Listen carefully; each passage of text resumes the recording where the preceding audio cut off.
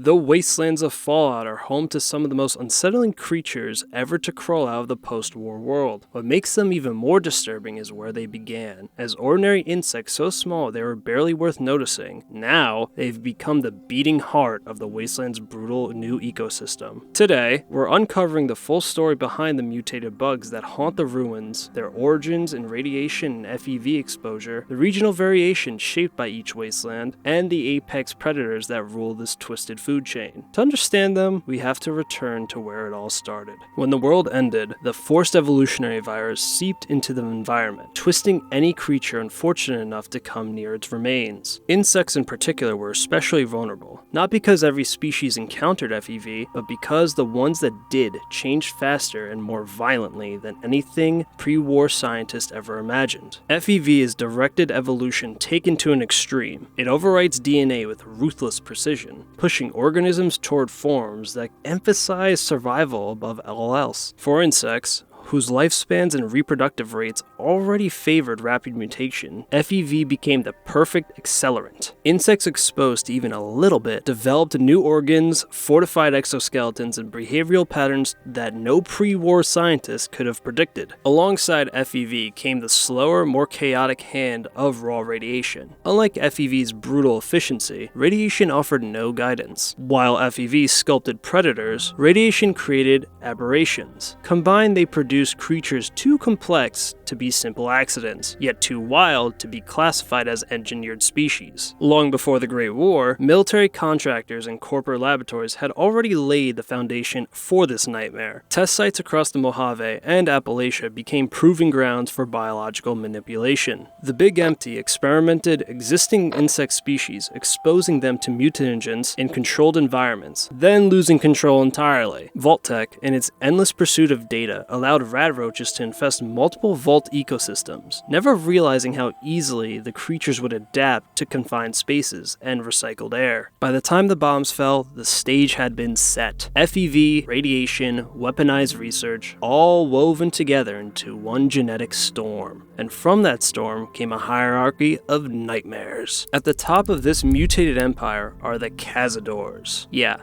these bastards. A creation of Big Empty's reckless brilliance. Originally engineered from tarantula hawks, these creatures were designed to be fast, lethal, and near impossible to exterminate. Their wings beat with a low, metallic hum that carries across the Mojave like a warning. Their venom is a masterpiece of cruelty, engineered to shut down organ systems in minutes while amplifying pain to a delirious, mind-breaking degree. Cazadores hunt in loose packs, coordinating with uncanny precision. They dive from above, striking and withdrawing before their prey can react. In the Mojave, even deathclaws hesitate when a swarm takes flight. Radscorpions represent the whole other bunch of mutated excellence, their lineage stretching back to ancient scorpions that once ruled the prehistoric deserts. Radiation alone enlarged them, but in some regions, additional radiation and environmental mutagens push their evolution further, producing variants like the albino scorpion or the massive burrowing giants seen across the Mojave. Rad Scorpions are territorial. They carve out massive hunting grounds, utilizing seismic sensitivity to detect footsteps from a great distance. Their claws can shear through metal. Their stingers deliver a venom potent enough to kill armed soldiers. Across multiple wastelands, from the capital to the Mojave, Rad Scorpions remain the undisputed rulers of the ground, just as Cazadores rule the sky. Together, these two species represent the pinnacle of mutated evolution, one built for speed and aerial dominance, the other for brute strength and subterranean ambush. They exist because the wasteland rewarded perfection, but the ecosystem is built on far more than its apex hunters. Before the Cazadores circle overhead or the Radscorpions burst from the earth, the more common horrors appear first. Bloatflies drift lazily through the air, harmless in appearance, but carrying sacks of explosive larvae beneath their swollen bodies. Their mutated organs allow them to project acidic projectiles with uncanny accuracy. Their cousins, the Bloodbugs, are far more fearsome. Once simple mosquitoes, they became elongated, skeletal vampires, drawn to body heat from astonishing distances. Their mouthparts are barbed needles designed to anchor deep into flesh. A single bloodbug can bleed a grown man dry. Now imagine what a swarm can do. It can strip a settlement to bones. But while the skies swarm with predators, the ground below is no safer. Underfoot, radroaches spread like living reminders that some things can never be eradicated. Their armor-plated bodies and lightning-fast breeding